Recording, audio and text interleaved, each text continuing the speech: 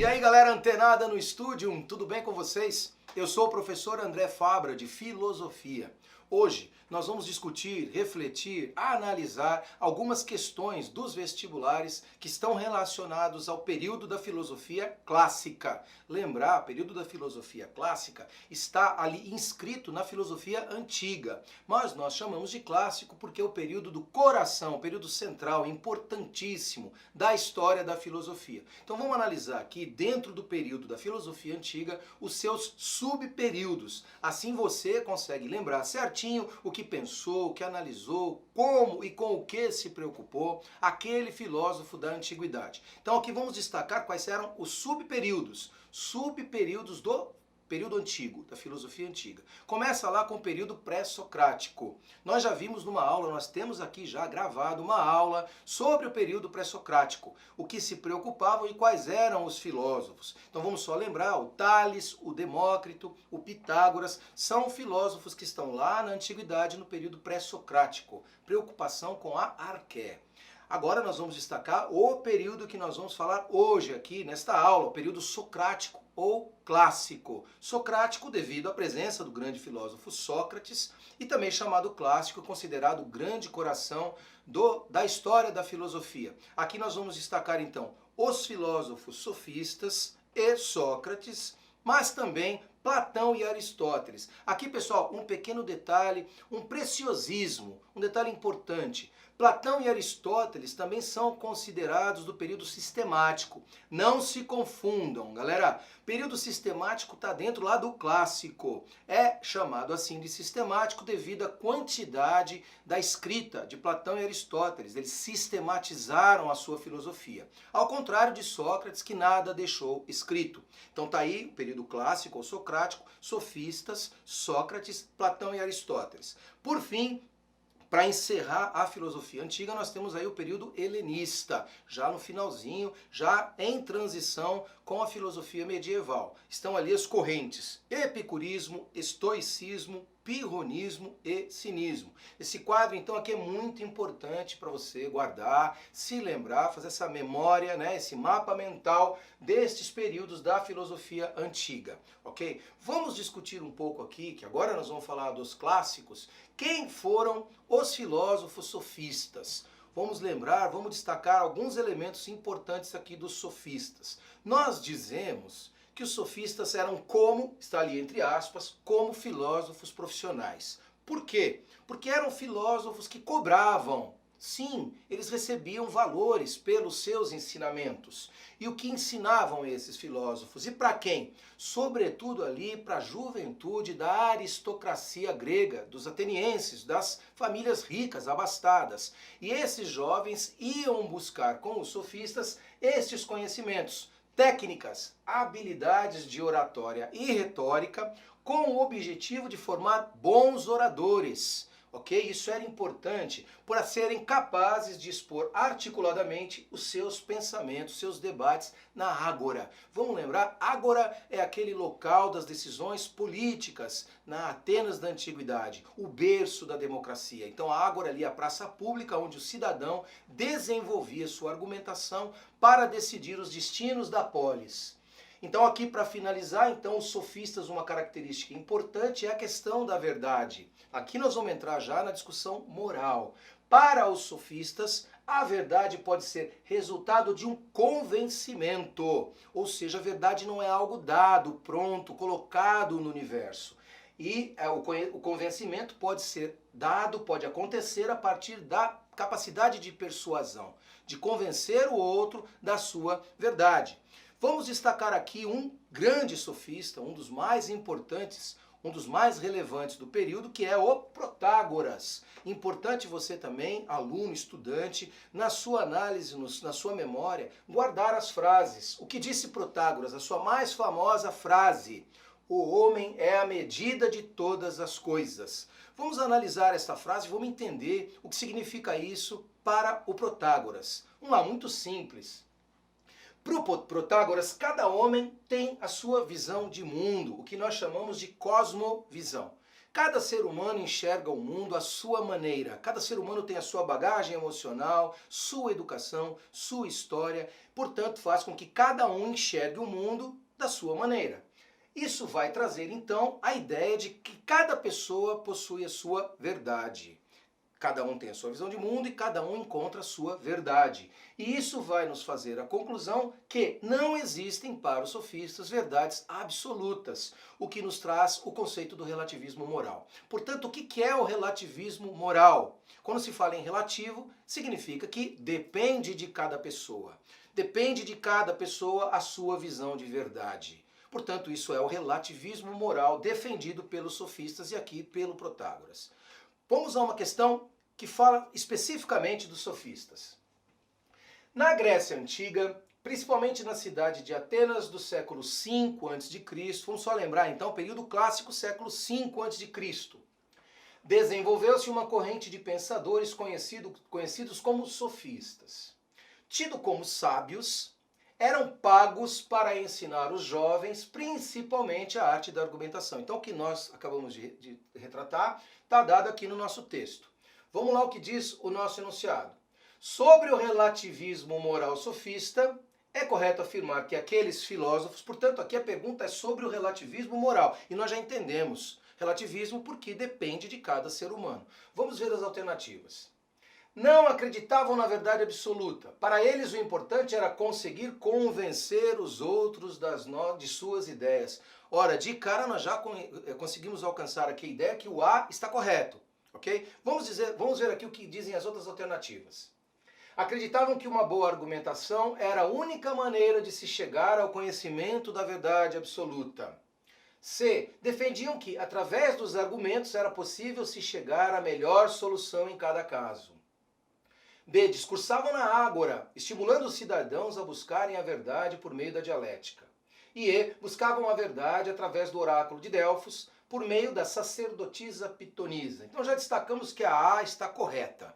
Vamos ver o que há de errado nas outras. Perigo, tem algumas alternativas aqui que podem nos levar ao erro. Vamos ver o que está de errado na B. De cara, a gente está vendo a B fazer uma afirmação que os sofistas acreditavam numa verdade absoluta. Isso está errado. Então a verdade para os sofistas é relativa. Descartada a B. C. Defendiam que através dos argumentos era possível chegar a uma melhor solução. Não, eles não queriam acordo, eles queriam imprimir a sua verdade através da persuasão. Então a ideia aqui da melhor solução também exclui a alternativa C. Na alternativa D, o que está errado é buscarem a verdade por meio da dialética. Não. O que é dialética, pessoal? É o discurso, é o diálogo. Então seria aqui a ideia que o Sócrates propõe, a busca da verdade pelo diálogo. Os sofistas querem impor a sua verdade através da persuasão. E a alternativa, a palavra dialética, portanto, é importante aqui. E a alternativa E traz a ideia do oráculo de Delfos, que era a consulta aos deuses. Não, os sofistas não queriam saber dos deuses. Eles queriam, então, novamente, convencer os outros da sua verdade. Vamos agora fazer uma virada. Vamos virar a página, vamos ver o outro lado desta conversa. Vamos ver o que dizia Sócrates, o pai da filosofia, considerado o filósofo mais importante da história. Sua frase, só sei que nada sei. Vamos ver agora também a implicação, o significado desta frase. Vamos ver o que o Sócrates enxerga por moral. Para Sócrates, a moral é, olha aqui, ó, adequação entre o logos, que é a razão. Sempre que você ouvir a palavra logos, você vai se lembrar da ideia da razão. Logos é a razão demonstrativa, a capacidade do ser humano em compreender o mundo e explicá-lo.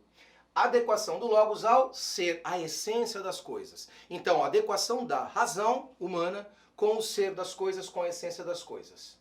A moral também é o abandono das opiniões, no termo grego doxa. Guarde aí, anote.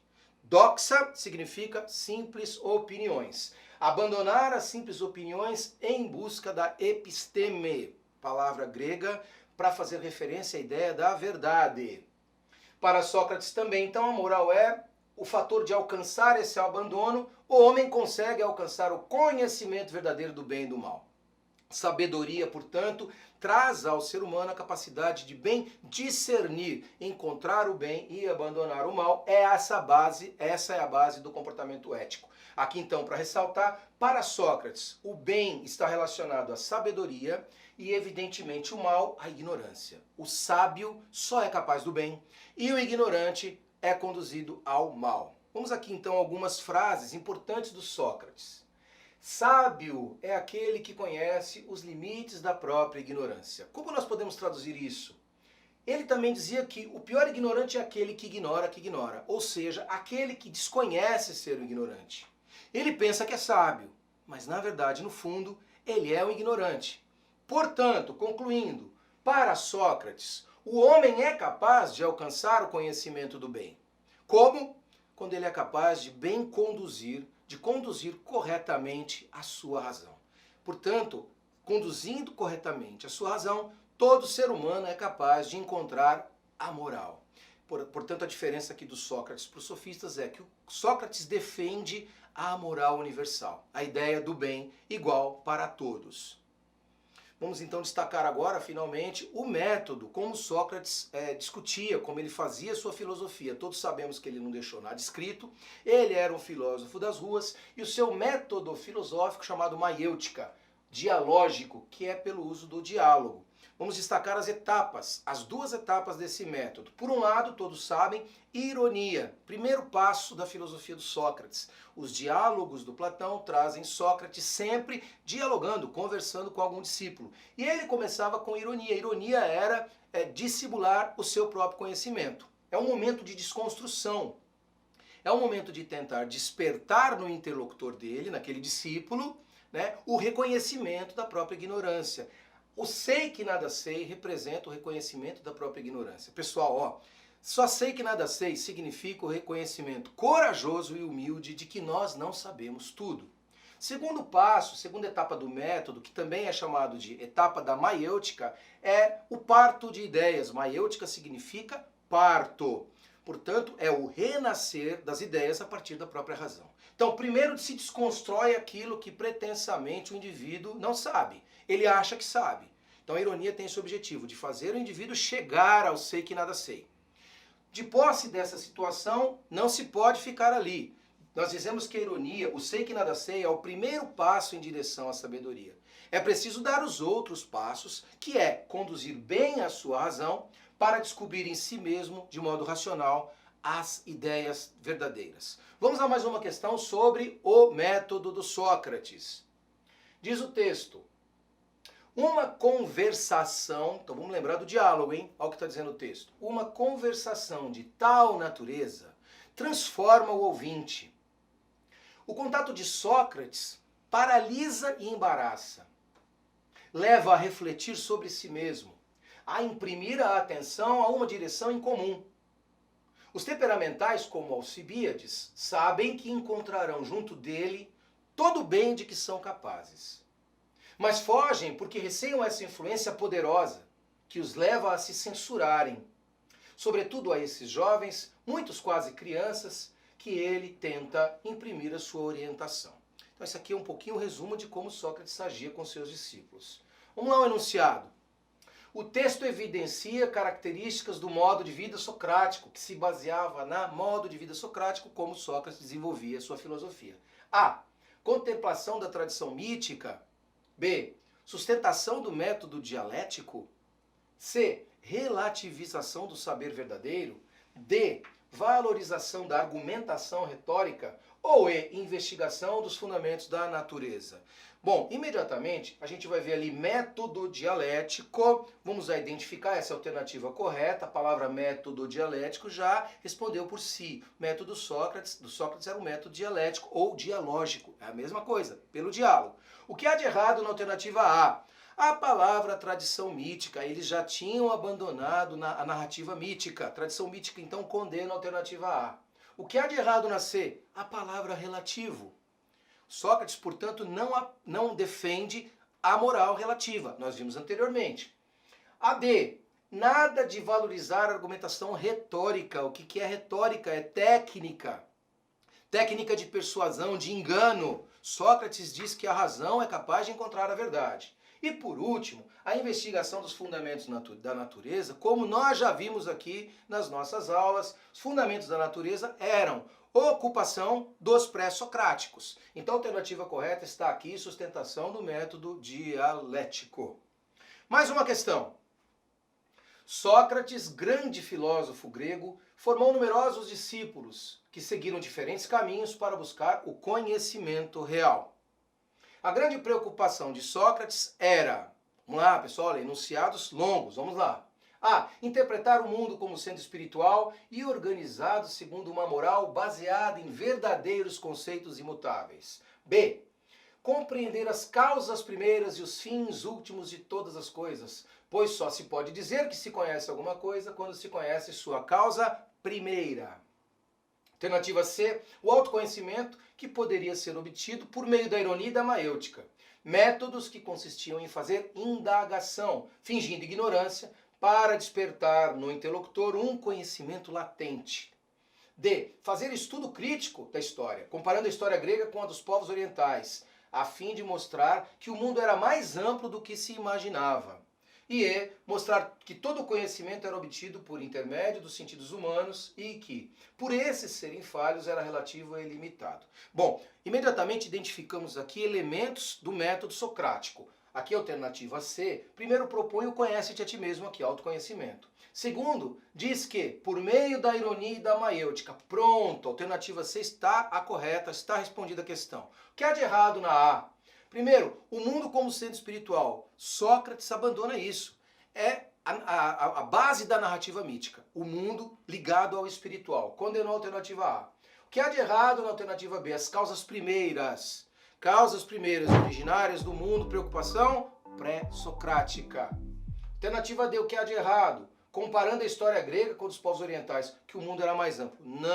Não havia uma análise histórica. Sócrates não estava analisando a história. E o último, o que condena a alternativa E, é a ideia dos sentidos humanos, que ele desvaloriza, ele valoriza a razão, não é? E a palavra relativo. Portanto, o relativo também condenou a alternativa E. Bom, pessoal, hoje nós analisamos aqui algumas questões de vestibulares diversos que vão discutir, em primeiro lugar, o pensamento sofista, né, a questão da relativização da moral, da relativização, a moral relativa, a moral depende de cada um para os sofistas, cada um tem uma visão de mundo.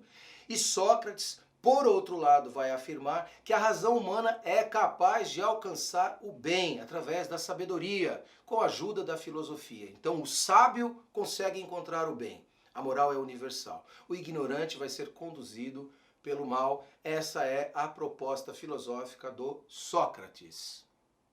Nós somos o Studium, estamos com você nos vestibulares.